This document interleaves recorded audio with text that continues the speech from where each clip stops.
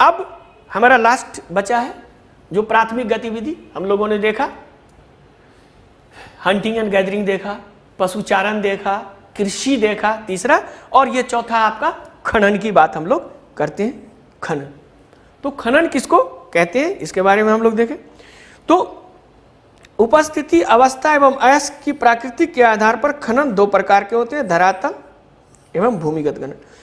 अर्थात जैसे कि हम जानते हैं कि बहुत सारी खनिज जमीन के अंदर पाए जाते हैं, जिसमें आपका आयरन है, उसके बाद तांबा है, सोना है, तो विभिन्न प्रकार एल्युमिनियम है, बहुत सारी जो है उसके लोह अयस्क वगैरह आपको जमीन के अंदर पाए जाते हैं। और उसको जो हम खोद के जमीन के अंदर से निकालते हैं, माइनिंग करके निकालते हैं, तो इस प्रकार की प्रक्रिया को हम लोग खनन करते हैं। और जैसा कि हमने बताया ये सारी प्रक्रिया क्या हो रही है, डायरेक्ट जमीन से रिलेटेड है, यानी भूमि को हम जिस तरह से उत्कर्षण करें, चाहे उसमें हम हाई टेक्नोलॉजी भी लगाना, फिर भी वो प्राइमरी एक्टिविटीज ही कहलाएगी। तो धरातलीय और भूमिगत खनन। धरातलीय क्या होता है कि जैसे आप यहाँ है और यहाँ एक और है और ये धरातल है, इसमें थोड़ा सा ही आप कोई चीज़ कोदाल वगैरह लेके गए और कोई चीज़ खनन किया और इतना नज़दीक में ही आपको वो मिल गया जो और लेना था। दूसरा भूमिगत है। भूमिगत में क्या है कि ये आप भूमि के सतह के इतना नज़दीक नहीं हो गए, यहाँ पे है, तो अब इसके अंदर आपको एक मैकेनिज्म के द्वारा आपको जाना पड़ेगा और फिर वहाँ से उसको और को लाना पड़ेगा। तो ये सब, तो चलिए देखते हैं धरातलीय खनन और भूमिगत खनन की बात करते हैं। तो आगे है, तो इसको भूमिगत खनन, जिसको ओपन कास्ट माइनिंग या हिंदी, शुद्ध हिंदी में आप उसको बोले तो विवृत खनन।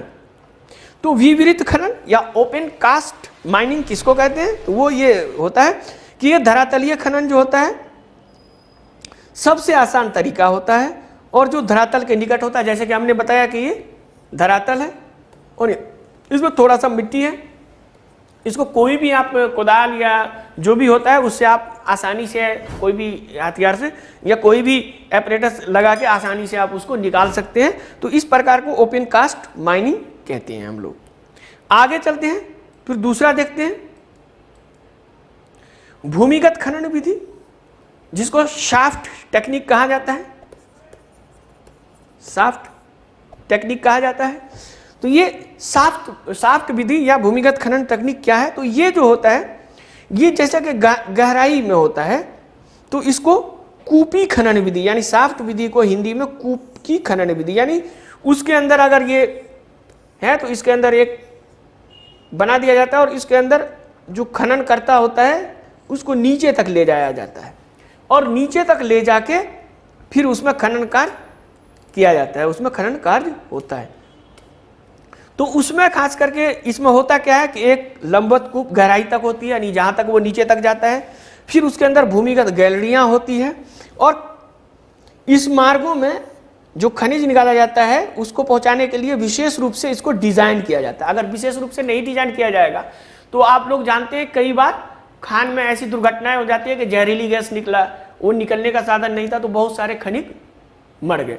तो इस सब को ध्यान में रखते हुए इसको विशेष रूप से वैज्ञानिक ढंग से डिजाइन किया जाता है, जिसके लिए लिफ्ट, ड्रिल, ढुलाई का वाहन, सुरक्षा के लिए वेंटिलेशन सिस्टम, ये सारा चीज का प्रावधान होता है और इसमें लोगों की सामग्री और कुशल आवाजाही की आवश्यकता होती है। यानी कि इसमें जो भी एपरेटस नीचे तक ले जाएंगे खान करने के लिए या जो भी होगा उसका काफी स्किल और कुशल व्यवस्था की जरूरत होती है।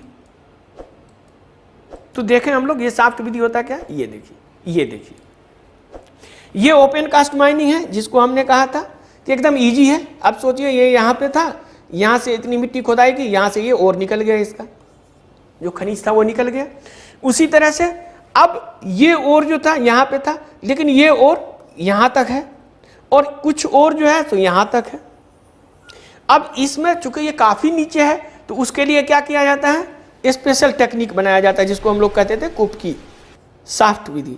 अब यहाँ से इसको नीचे ले जाके यहाँ पे रखा जाता है और फिर यहाँ से खनिज जो है यहाँ निकालते हैं और फिर यहाँ देखिए खुदाई करते हैं, फिर यहाँ से खनिज निकालते हैं, फिर यहाँ से खनिज निकालते हैं। उसी तरह से फिर ये आगे डिस्कवर भी करते हैं, कि जैसे देखिए यहाँ ये खुदाई कर रहे हैं और यहाँ फिर अनडिस्कवर्ड और है जिसकी अभी खोज नहीं की गई है और है। तो इस तरह से ये जो एक कुछ खान जो माइंस होते हैं उसके प्रकार के बारे में थोड़ा सा एक ब्रीफ था। और हम समझते हैं कि आप लोग बहुत अच्छे तरह से समझे होंगे। और ये जो हमने बताया कि जो प्राथमिक क्रियाएं हैं उनमें ये 4 महत्वपूर्ण है, और इसलिए मैंने प्राथमिक क्रिया आप लोगों के लिए रखा है खास करके एनसीईआरटी में, क्योंकि इससे अक्सर आपको यूपीएससी में सवाल पूछे जाते हैं। या तो वो आपको शिफ्टिंग कल्टीवेशन से पूछेगा, या गहन निर्वहन कृषि से पूछेगा, या फिर हंटिंग एंड गैदरिंग से पूछेगा, या फिर माइनिंग के टेक्निक से पूछेगा। तो ये सब आप लोगों को ध्यान में रखना है, और यही वजह है कि ये सारी बेसिक चीज आपको एनसीईआरटी में मिल जाएगा। एनसीईआरटी को समझने की जरूरत है और समझ के पढ़ने की जरूरत है। ज्यादा विद्वान बनने के चक्कर में आप सिविल सर्विस को मिस कर जाएंगे। इसीलिए एनसीईआरटी का बेसिक चीज पकड़ें और उसका अच्छे तरह से अध्ययन करें, और कोई आपको गाइड करने वाला हो तो उससे अवश्य संपर्क करें। विशेषतः हम तो यही कहेंगे कि आप हमारे फाउंडेशन कोर्स में ज्वाइन करें, फिर इसके बाद बियॉन्ड जो होता है, इसके बाद जो अत्यधिक विस्तृत जानकारी आपको मिलेगी वो हमारे क्लास में ज्वाइन करने से मिलेगी। और ये वीडियो देखने के लिए बहुत बहुत धन्यवाद।